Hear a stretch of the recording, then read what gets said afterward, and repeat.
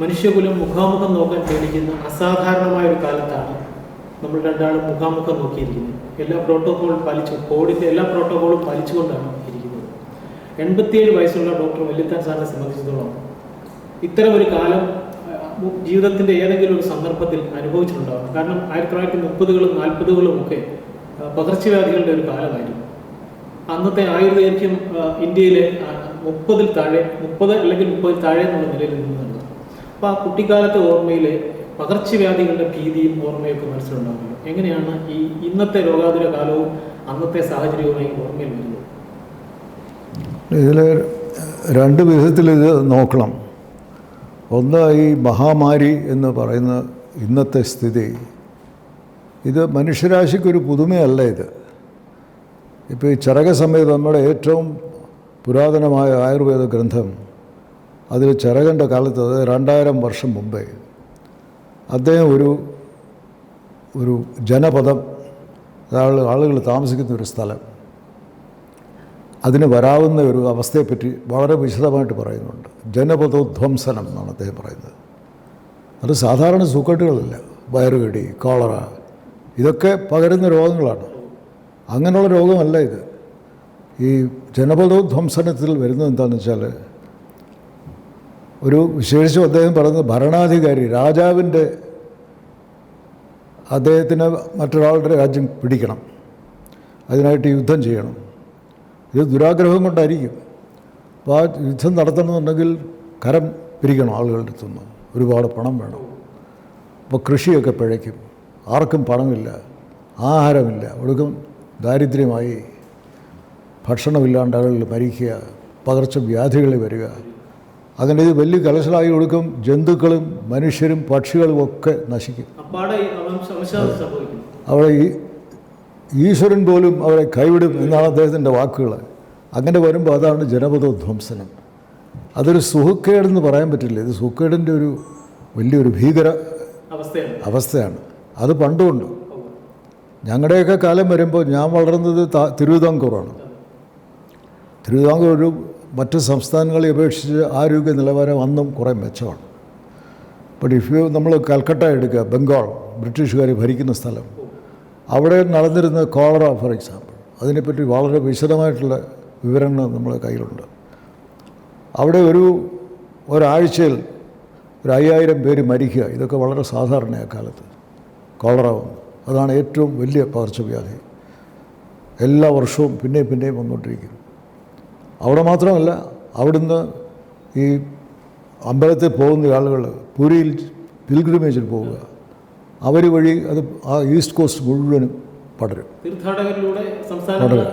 അതെ. അതുപോലെ തന്നെ ഈ ബ്രിട്ടീഷുകാർ വന്നതിന് ശേഷം അവരുടെ സൈന്യം, അവർ ഇറാനിൽ ഇവിടുന്ന് സൈനികരെ അയക്കും. അതുവഴി ഇവിടുത്തെ പകർച്ചവ്യാധികൾ ഇറാനിലെത്തി. ബ്രിട്ടീഷുകാരുടെ ആളുകൾ ചൈനയിൽ പോയി ചൈനയിലേക്ക് പോയിട്ടുണ്ട്. നമ്മുടെ ഇന്ത്യ സോൾജേഴ്സാണ് പോകുന്നത്. അങ്ങനെ സകലയിടത്തും ഇത്. പക്ഷെ ഞാനതൊന്നും കണ്ടിട്ടില്ല. പക്ഷേ തിരുവിതാംകൂറിൽ എൻ്റെ അറിവിൽ, ഞാൻ കുട്ടിക്കാലത്ത് സ്കൂളിൽ പോകുന്ന കാലത്തൊക്കെ കോളറ ഉണ്ട്. പക്ഷേ കൽക്കട്ടയിലെ പോലെ അത് ഞാൻ കണ്ടിട്ടില്ല. മരണമുണ്ട്, കോളറ കുത്തിവയ്പ്പ് ആ കാലത്ത് ഉണ്ട്, ബ്രിട്ടീഷുകാരുടെ കാലത്ത് അതില്ല. അതെ, കുടുംബത്തിൽ ഞങ്ങൾ കണ്ടുകൊണ്ടിരുന്നത് ഏറ്റവും കൂടുതൽ ടൈഫോയിഡ് ഫീവറാണ്. അത് ഞാൻ മാവേലിക്കര ജനിച്ചു വളർന്നു. അവിടുത്തെ ടൈഫോയിഡ് കാരണം മരിച്ച ഏറ്റവും വലിയ പ്രസിദ്ധമായ അത് കേരള പാണിനിയാണ്.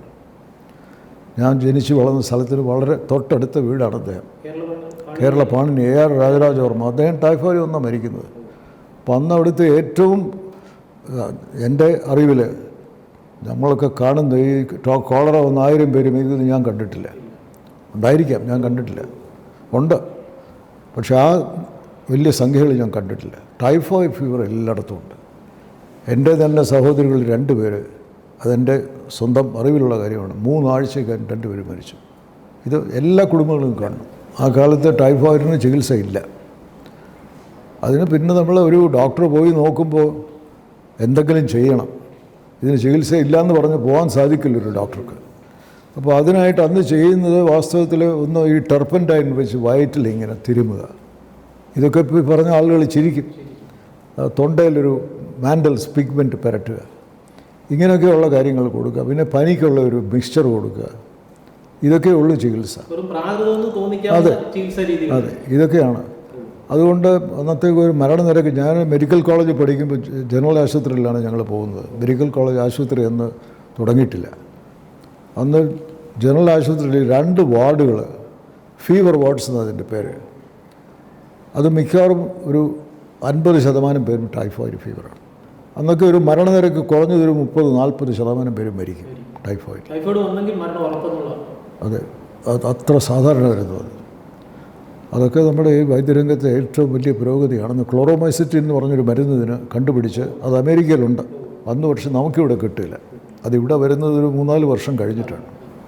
ഒരു വ്യക്തിയുടെ ജീവിതത്തിൻ്റെ അനുഭവവും അറിവും വെളിച്ചവും ഒക്കെ അതിൻ്റെ അറിയണമെങ്കിൽ അദ്ദേഹത്തിൻ്റെ ജന്മനാട്, മാതാപിതാക്കൾ, സഹോദരങ്ങൾ, അധ്യാപകർ, അങ്ങനെ തുടങ്ങിയ ഒരു വലിയ പശ്ചാത്തലത്തിൽ നിന്നായിരിക്കും രൂപം കൊള്ളുന്നത്. അച്ഛനിൽ നിന്നും അമ്മയിൽ നിന്നും മറ്റ് അധ്യാപകരിൽ നിന്നും. അച്ഛനിൽ നിന്ന് പകർന്നു കിട്ടിയ ഏറ്റവും വലിയ അനുഭവം അല്ലെങ്കിൽ ഏറ്റവും എപ്പോഴും ഓർത്തിരിക്കുന്ന ഒരു പിന്തുണ എന്താണ്? എൻ്റെ അച്ഛൻ്റെ കൂടെ അടുത്ത ഒരു 3-4 വർഷമേ എനിക്ക് കിട്ടിയുള്ളൂ. ഒരു 7 വയസ്സ് വരെയൊക്കെ നമ്മൾ മിക്കവാറും കളിക്കുകയും കൂട്ടുകാരുടെ കൂടെയൊക്കെ പോകും. അച്ഛനുമായിട്ട് ഒരുപാട് സംസാരിക്കാനുള്ളൊരു അവസരമില്ല. ആ സമയത്ത് എൻ്റെ 2 സഹോദരിമാരെ മരിച്ചു അടുത്തടുത്ത്. അതെൻ്റെ ഫാമിലിയെ തന്നെ വല്ലാണ്ട് വിഷമിപ്പിച്ചു. അപ്പോൾ എൻ്റെ അച്ഛനും അമ്മയും ഞാനും, ഞങ്ങൾ 3 പേരേ ഉള്ളൂ. വലിയ പ്രായ വ്യത്യാസം. ആ കാലത്തൊക്കെ 4th ഫോം എന്ന് പറയും. 4th, 5th, 6th ആണ് 10th സ്റ്റാൻഡേർഡ്. ആ 3 വർഷമാണ് എനിക്ക് അച്ഛൻ്റെ അടുത്ത് കൂടുതൽ കോൺടാക്റ്റ് കിട്ടിയത്. അത് കഴിഞ്ഞ് ഞാൻ ഇൻ്റർമീഡിയറ്റ് പഠിക്കാനായിട്ട് തിരുവനന്തപുരത്തേക്ക് പോയി. അദ്ദേഹത്തിന് വലിയ സംസ്കൃതം പണ്ഡിതനല്ല, പക്ഷെ അറിയാം. അവരുടെ ആ സംസ്കാരം തന്നെ അങ്ങനെയാണ്. ആ കുടുംബത്തിൽ എല്ലാവർക്കും എന്തെങ്കിലും കുറച്ച് സംസ്കൃതവും ഇംഗ്ലീഷും ഒക്കെ അറിയാമായിരിക്കും. ആ 3 വർഷത്തിൽ എനിക്കിതിന്ന് വളരെ വളരെ അനുഭവങ്ങളും മറക്കാത്ത അനുഭവങ്ങൾ പലതും ഉണ്ട്. എൻ്റെ അടുത്ത് പറഞ്ഞിട്ടുണ്ട്, ഇംഗ്ലീഷ് പഠിക്കാനായിട്ട് ഇംഗ്ലീഷ് നല്ലപോലെ എഴുതാനും പറയാനും ഒക്കെയുള്ള കഴിവുണ്ടാവണം.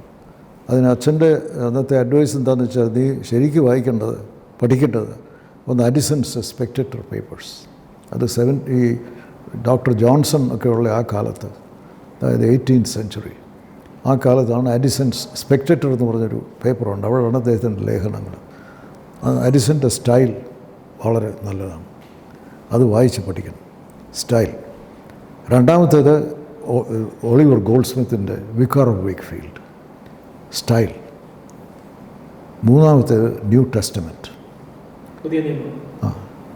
ഈ 3 ശരിക്ക് പഠിക്കുകയാണെങ്കിൽ you will get a very good style of writing. എനിക്കിപ്പോഴും ഓർമ്മയുണ്ട്. പക്ഷേ എനിക്കതിൽ ഈ അഡിസൺസ് പേപ്പേഴ്സ് ഞാൻ വളരെ ലേറ്റായിട്ടാണ് വായിക്കുന്നത്. എനിക്ക് അതിൻ്റെ സ്റ്റൈൽ അത്ര എനിക്കത്ര തോന്നിയില്ല. ആ കാലത്തെ സ്റ്റൈല് 18th century, ഇപ്പോൾ അത് പറ്റില്ല. ഇപ്പോൾ അത് നമ്മൾ വളരെ ഡയറക്റ്റ്, സിമ്പിൾ. ഞാൻ ഹൗ ടു റൈറ്റ്, ഈ സർ ഏണസ്റ്റ് ഗവേഴ്സ്, അദ്ദേഹത്തിൻ്റെ ഒരു പുസ്തകമുണ്ട്, പ്ലെയിൻ വേർഡ്സ്. ഇപ്പോഴും എഴുതണമെന്നുണ്ടെങ്കിൽ അഡിസൺസ് പേപ്പേഴ്സ് അല്ല നമ്മൾ വായിക്കേണ്ടത്. ഈ ഏണസ്റ്റ് ഗവേഴ്സ് പ്ലെയിൻ വേർഡ്സ്, അതായത് ആവശ്യമില്ലാതെ വാക്കുകൾ പറയരുത്. സിമ്പിൾ വാക്കുകൾ ഉണ്ടെങ്കിൽ അതേ ഉപയോഗിക്കൂ. കോംപ്ലക്സ് സെൻറ്റൻസിന് പകരം സിമ്പിൾ സെൻറ്റൻസ് മതി എന്നുണ്ടെങ്കിൽ അത് മതി. അങ്ങനെ ഒരു എക്കോണമി ഓഫ് എക്സ്പ്രഷൻ, അതൊക്കെ ഏണസ്റ്റ് ഗവേഴ്സിൻ്റെ ആ സ്റ്റൈലാണ്. അത് ഇന്നത്തെ മാത്രമല്ല, എക്കാലത്തും അതിന് പ്രസക്തിയാണ്. അപ്പോൾ അച്ഛനിൽ നിന്ന് കിട്ടിയത് ഒരു കാര്യം പറഞ്ഞു, അമ്മയിൽ നിന്ന് പകർന്ന് കിട്ടിയത് എന്തൊക്കെയായിരുന്നു? അമ്മ വളരെ റിലീജിയസ് ആയിരുന്നു.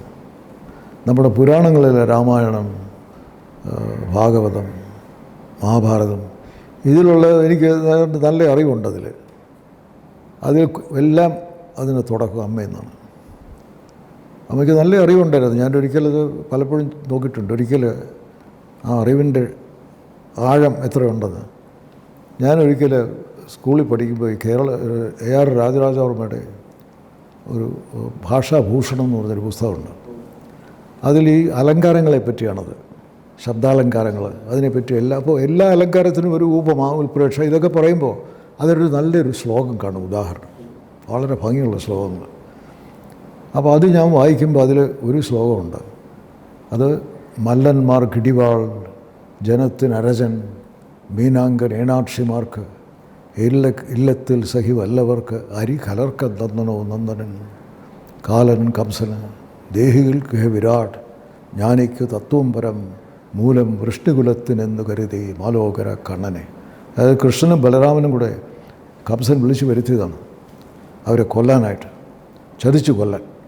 അപ്പോൾ അവരവിടെ ഈ രാജധാനിയിലേക്ക് വരികയാണ്, മധുരയിൽ.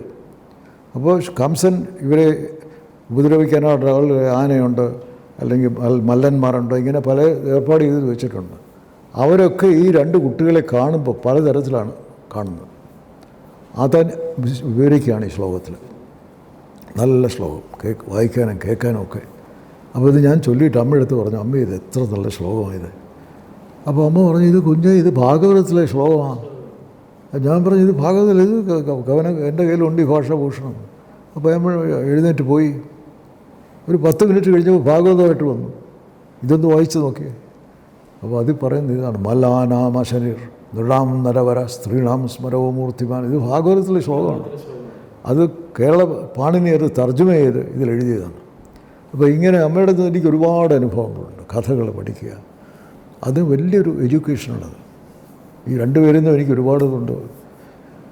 അതെ, അതുപോലെ എൻ്റെ നല്ല ടീച്ചേഴ്സ് ഉണ്ടായിരുന്നു, നല്ല ടീച്ചേഴ്സ്. മലയാളത്തിൽ വരിക്കോൽ കേശവനുണ്ണിത്താൻ, ഇംഗ്ലീഷ് പഠിപ്പിച്ച രാജരാജവർമ്മ, ഒരുപാട് നല്ല ടീച്ചേഴ്സുണ്ട് മാവേലിക്കര സ്കൂളിൽ. അപ്പോൾ അത് സ്കൂളിൽ അവരൊക്കെ ഒരു വ്യത്യാസം എന്താണെന്ന് വെച്ചാൽ, ഒരു സ്കൂളിൽ പരീക്ഷ പാസ്സാകാനായിട്ട് പഠിപ്പിക്കുന്നുണ്ട് ആളുകൾ. ഒരു നോട്ട്സ് എഴുതാൻ പറയുക, അതുപോലെ ഗൈഡ് പുസ്തകങ്ങൾ, ഇങ്ങനെയൊക്കെ വെച്ച് പരീക്ഷ പാസ്സാകാനായിട്ടുള്ളൊരു, അവരങ്ങനെ അല്ലായിരുന്നു ഇവരൊക്കെ. ഇപ്പോൾ ഉണ്ണിത്താൻ സാറൊക്കെ നല്ല കവിതകൾ ചൊല്ലുക, പഠിപ്പിക്കാൻ എഴുതി തന്നിരിക്കുന്നത് മാത്രമല്ല, അതിനെ ബേസ് ചെയ്ത് വള്ളത്തോളിൻ്റെയോ കുമാരനാശാൻ്റെയോ ഒക്കെ നല്ല കവിതകൾ ചൊല്ലുക. അതാണ്, അതായത് കവിതയിൽ നമുക്കൊരു ഇൻട്രസ്റ്റ് ഉണ്ടാക്കുക. അല്ല, 51 കാലയളവായപ്പോഴത്തേക്കും മാവേലിക്കര വിട്ട് തിരുവനന്തപുരത്ത് വരികയും മെഡിക്കൽ കോളേജിൽ പ്രവേശനം നേടുകയും ചെയ്തു എന്നാണ് ഞാൻ അറിയുന്നത്. അതെ, ഞാൻ മെഡിക്കൽ കോളേജിൽ മെഡിസിൻ പഠിക്കണമെന്നുള്ള തീരുമാനത്തിൽ ആരെങ്കിലും ഒരു പ്രേരണ ഉണ്ടായിരുന്നു? ഒരു പ്രേരണയില്ല. അന്ന് വളരെ ചുരുങ്ങിയ ഓപ്ഷൻസേ ഉള്ളൂ. ഒന്നിൽ ഡോക്ടറാവുക, അല്ലെങ്കിൽ എൻജിനീയർ ആവുക, അല്ലെങ്കിൽ ലോയർ ആവുക, അല്ലെങ്കിൽ ഗവൺമെൻറ് സർവീസിൽ കയറുക, ടീച്ചറാവുക. ഇങ്ങനെ വളരെ ചെറിയ ഓപ്ഷൻസേ ഉള്ളൂ. അല്ലെങ്കിൽ തിരുവിതാംകൂട്ട് വെളിയിൽ പോവുക, ഇങ്ങനെയൊക്കെ ഉള്ളതേ ഉള്ളൂ. എനിക്കാണെങ്കിൽ എനിക്ക് കണക്ക് വളരെ തീരെ താല്പര്യമില്ല.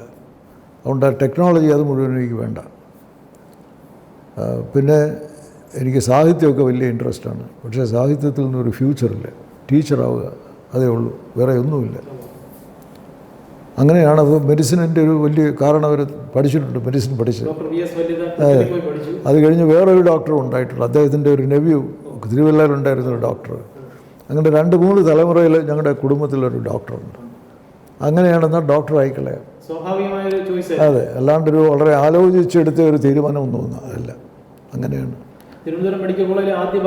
അതെ, അന്നത്തെ ഇവിടുത്തെ വലിയ ഒരു കാര്യമാണ് ഒരു മെഡിക്കൽ കോളേജ് വരിക കേരളത്തിൽ ആദ്യമായിട്ട്. അപ്പോൾ അതിൽ 60 സീറ്റാണ്. Doctor C.O. കരുണാകരനാണ് ഇതിൻ്റെ അന്നത്തെ സ്പെഷ്യൽ ഓഫീസർ. ഇതൊക്കെ വളരെ പെട്ടെന്ന് ഓർഗനൈസ് ചെയ്യുന്നത്. ഇവിടുത്തെ SAT ആശുപത്രി എന്ന് നേരത്തെ ഉണ്ട്. ഇത് മെഡിക്കൽ കോളേജിന് മുമ്പേ തന്നെ അവിടെ ഒരു 160 ഏക്കർ സ്ഥലമുണ്ട് ഉള്ളൂർ. അപ്പോൾ അവിടെ അതിനെ ചുറ്റിപ്പറ്റി ഒരു മെഡിക്കൽ കോളേജ് ഉണ്ടാക്കുക, സ്ഥലമുണ്ട്. C.O. കരുണാകരൻ അദ്ദേഹമാണ് ഇതിൻ്റെ സ്പെഷ്യൽ ഓഫീസർ. അദ്ദേഹം 60 വയസ്സ് കഴിഞ്ഞുള്ള ജോലിയാണ്. പക്ഷേ വളരെ കഠിനമായിട്ട് ജോലി ചെയ്യും. രാവിലെ വരും, ഒരു ചെറിയ മോറിസ് മൈനർ കാറുണ്ട്, വലിയ വേഗത്തിലാണ് ഓടിക്കുന്നത്. അവിടെ വരും, അത് കഴിഞ്ഞാൽ ഉച്ചയ്ക്ക് ഊണ് കഴിക്കുമ്പോൾ അത് കഴിഞ്ഞ് പിന്നെയും വരും. അദ്ദേഹം ഒന്ന് ഞങ്ങളോട് പറഞ്ഞത്, ഞാൻ ഉച്ചയ്ക്ക് വീട്ടിൽ പോയി ആഹാരം കഴിക്കും, 1 മണിക്കൂർ ഞാൻ ഉറങ്ങും. അത് കഴിഞ്ഞ് ഞാനിവിടെ വരുമ്പോൾ ഞാൻ എൻ്റെ മനസ്സിനെ ട്രെയിൻ ചെയ്തിരിക്കുന്നതെന്ന് വെച്ചാൽ ഇതൊരു പുതിയ ദിവസമാണ്. അങ്ങനെ ഞാനിവിടെ വരുന്നത്. അതുകൊണ്ട് 2 ദിവസത്തെ ജോലി ഞാൻ 1 ദിവസം ചെയ്യും. അത് വളരെ വെരി സിഗ്നിഫിക്കൻറ്റ് സ്റ്റേറ്റ്മെൻറ്റ്. 2 ദിവസത്തെ ജോലി 1 ദിവസം. അങ്ങനെയായിരുന്നു ഡോക്ടർ കരുണാകരൻ. നല്ല പഠിപ്പിക്കാനൊക്കെ വളരെ, അദ്ദേഹം ഒരു ടീച്ചറല്ലായിരുന്നെങ്കിലും അദ്ദേഹം ഞങ്ങളെ ബാക്ടീരിയോളജിയാണ്, ഈ പബ്ലിക് ഹെൽത്ത് ലബോറട്ടറി ഡയറക്ടറായിരുന്നു. അവിടെ അങ്ങനെ പഠിപ്പിക്കുന്നൊന്നുമില്ല. പക്ഷേ അദ്ദേഹം അസാധാരണമായൊരു അധ്യാപകനായിരുന്നു. ഞങ്ങളെ ബാക്ടീരിയോളജി, ഇപ്പോൾ കോവിഡിൻ്റെയൊക്കെ പറയുന്നില്ല, അതെ, അതെ. അതൊക്കെ അന്നത്തെ അദ്ദേഹം പഠിപ്പിച്ച് പലതും, ഇമ്മ്യൂണോളജി ഒക്കെ ഇന്നും ആരും മറക്കില്ല. അതിനൊക്കെയുള്ള കഥകൾ പറയും നമ്മളെ ഇമ്പ്രസ് ചെയ്യാനായിട്ട്. ഈ ഔട്ടൻ തിരുനാൾ മരിക്കുന്നത്, ഔട്ടൻ തിരുനാൾ ആശുപത്രി എല്ലാവർക്കും അറിയാം. ഔട്ടൻ തിരുനാൾ മഹാരാജാവിൻ്റെ അനന്തരവനാണ്, അടുത്ത മഹാരാജാവ് ആവേണ്ട ആൾ. അദ്ദേഹത്തിന് 8-9 വയസ്സായപ്പോഴത്തേക്ക് ഈ കിഡ്നി ഡിസീസ് ഒന്ന് മരിച്ചു. അപ്പോൾ അത് ഡോക്ടർ കരുണാകരൻ പഠിപ്പിക്കുമ്പോൾ അദ്ദേഹം പറഞ്ഞു ഔട്ടൻ തിരുനാൾ മരിക്കുന്ന സമയത്ത് അപ്പോൾ ഈ മൂത്രം ടെസ്റ്റ് ചെയ്യുന്നതൊക്കെ ഇദ്ദേഹത്തിൻ്റെ ലബോറട്ടറി പാഠത്തിലുള്ളതാണ്. അപ്പോൾ അതിനത് ആസിഡിഫൈ ചെയ്യണം ഈ ടെസ്റ്റ് ചെയ്യുന്നതിന് മുമ്പേ. അതിൻ്റെ പ്രാധാന്യം പഠിപ്പിക്കണം അദ്ദേഹം. ആസിഡിഫൈ എപ്പോഴും ചെക്ക് ചെയ്യണം, pH. എന്നിട്ട് അതിനൊരു കഥ പറയും. ഈ ഔട്ടൻ തിരുനാളിൻ്റെ സൂക്കേട് വന്ന് അന്നത്തെ സർജൻ ജനറൽ ജോൺ എന്നൊരാളുണ്ട്, അദ്ദേഹത്തിനെയാണ് വിളിക്കുന്നത് കൗഡിയാർ പാലസ്. അപ്പോൾ അദ്ദേഹം വരും, ടെസ്റ്റ് ചെയ്യും. അപ്പോൾ അതിൽ ഒന്നും ആൽബമിനൊന്നും കാണുന്നില്ല അദ്ദേഹം. പക്ഷേ ഈ കുട്ടിയുടെ സുഖക്കേട് കൂടുമ്പോഴും ഇതൊരു കിഡ്നി ഡിസീസ് പോലെ തന്നെ ഇരിക്കുന്നു കണ്ടിട്ട്, കൈയുടെ കൂടെയൊക്കെ നീരൊക്കെ വരുന്നു. അപ്പോൾ ഒരു ദിവസം ഡോക്ടർ കരുണാകരനെ വിളിച്ചു. അപ്പോൾ അദ്ദേഹത്തിൻ്റെ താഴെയുള്ള ജോലിയാണ്. വിളിച്ചു, കരുണാകരൻ, ഞാൻ ഇവിടെ ചെന്ന് ഈ ടെസ്റ്റ് ചെയ്യുമ്പോൾ എപ്പോഴും നെഗറ്റീവാണ്, ആൽബമിനില്ല, പക്ഷേ കാണുമ്പോൾ വളരെ മോശമാണ് ഇതൊക്കെ ഇങ്ങനെ.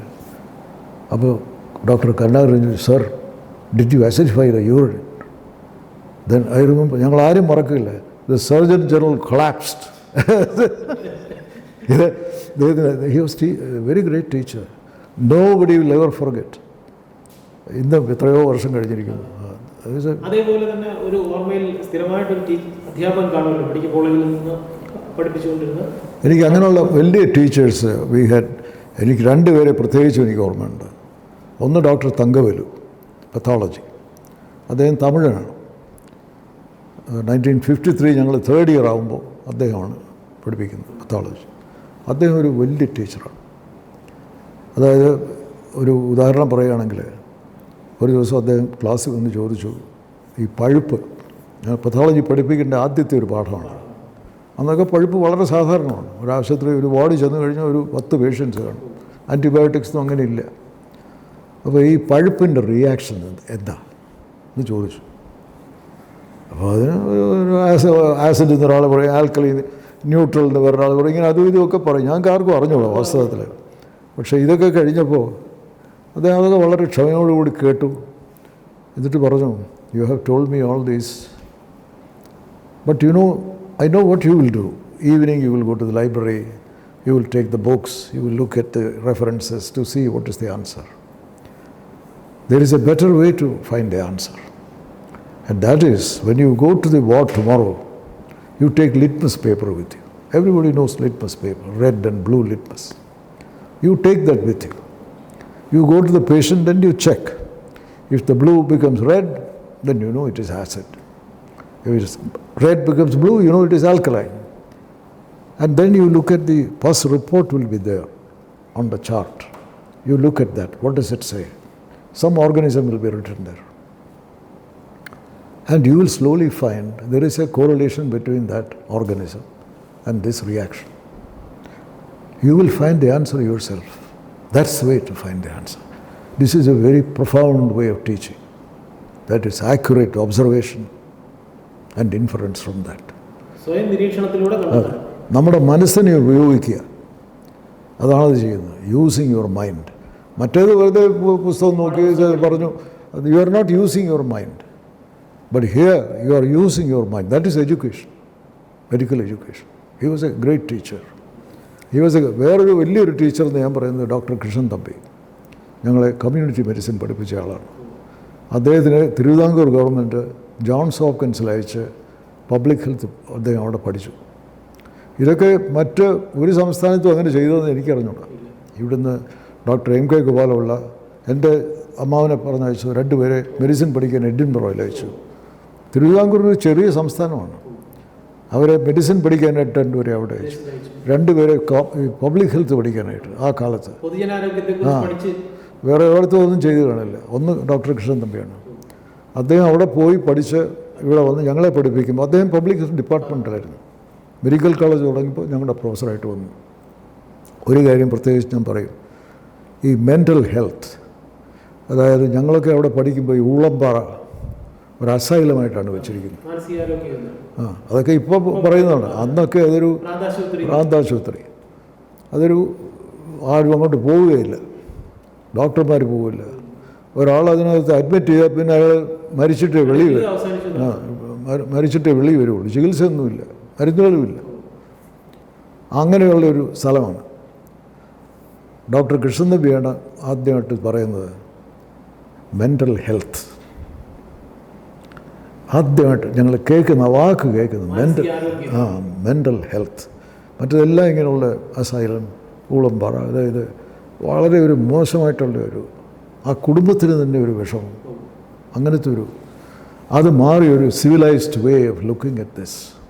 മാനസിക ആരോഗ്യം, mental health, mental hygiene movement. അപ്പോൾ അദ്ദേഹം പറഞ്ഞു അമേരിക്കയിൽ ഇതുപോലായിരുന്നു.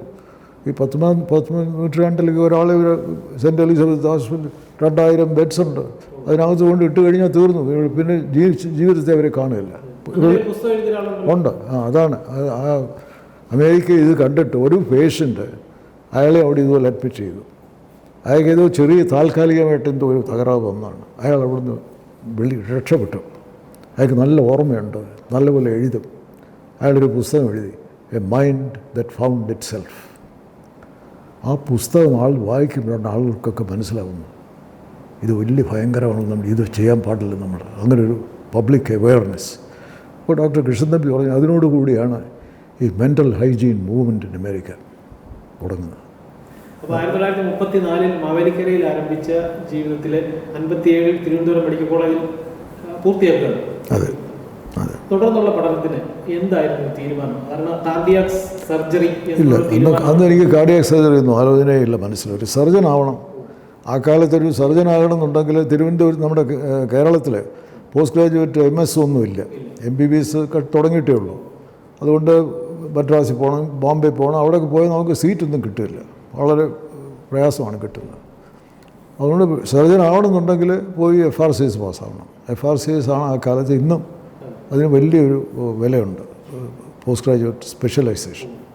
അതിനായിട്ട് പോവുക. അങ്ങനെയാണ് ഞാൻ 57 ഇംഗ്ലണ്ടിൽ പോകുന്നത്. അപ്പോൾ ആ കാലത്ത് ഇംഗ്ലണ്ടിൽ പോകുക എന്നൊക്കെ പറഞ്ഞാൽ ഇയാൾ അവിടെ പോയതിനും തിരികെ വരികയില്ല, അങ്ങനെയൊക്കെയുള്ള പേടിയുണ്ട് എല്ലാവർക്കും. വീട്ടിൽ എവിടെ ഒരു ബദാമ കല്യാണം കഴിക്കും. ഇതൊക്കെ ഇവിടുത്തെ ആളുകൾക്ക് വലിയ പേടിയാണ്. അതെ, എൻ്റെ അമ്മയുടെ അടുത്ത് പലരും വന്ന് പറഞ്ഞു, അയ്യോ അവിടെ പോയാൽ ഈ മദാമയുടെ കല്യാണം കഴിച്ചാൽ ഇയാൾ ഇങ്ങോട്ട് വരികയില്ല. അതൊക്കെ വലിയ പേടിയാണ് വാസ്തവത്തിൽ. അല്ല, ഹൃദയ സംബന്ധമായ ചികിത്സയും പഠനവും അതിനാരൊക്കെയായിരുന്നു ചികിത്സകൾ എനിക്ക് ഇംഗ്ലണ്ടിൽ യാതൊരു പരിശീലനവും കിട്ടിയിട്ടില്ല. അത് വരുന്നത് ഹൃദയ പരിശീലനത്തിൽ അത് വരുന്നത് അമേരിക്കയാണ്. അവിടെ ആദ്യം ഞാൻ ജോലി ചെയ്ത ഡോക്ടർ ജോൺ ഗിബൺ ഈ ഹാർട്ട് ലങ് മെഷീൻ ഡെവലപ്പ് ചെയ്ത ആളാണ് ഫിലഡൽഫിയയിൽ. 15 വർഷം അദ്ദേഹം എടുത്തു. അതായത് നമ്മൾ ഈ ഓപ്പൺ ഹാർട്ട് ഓപ്പറേഷൻ, ഹാർട്ട് തുറന്ന് അതിനകത്തുള്ള വൈകല്യങ്ങളൊക്കെ ശരിയാക്കുക, അങ്ങനെയുള്ള ഓപ്പറേഷൻ ചെയ്യണമെങ്കിൽ ഹാർട്ട് പ്രവർത്തിക്കുകയാണെങ്കിൽ നമുക്കത് ചെയ്യാനൊക്കില്ല, ബ്ലഡല്ലേ അതിനകത്ത്. അപ്പോൾ അതുകൊണ്ട് ഈ ഓപ്പറേഷൻ ചെയ്യുന്ന സമയത്ത് ഈ പേഷ്യൻറ്റിൻ്റെ ഹാർട്ടും ലങ്ങും ഫങ്ഷൻ ചെയ്യുകയില്ല. It will be shut down.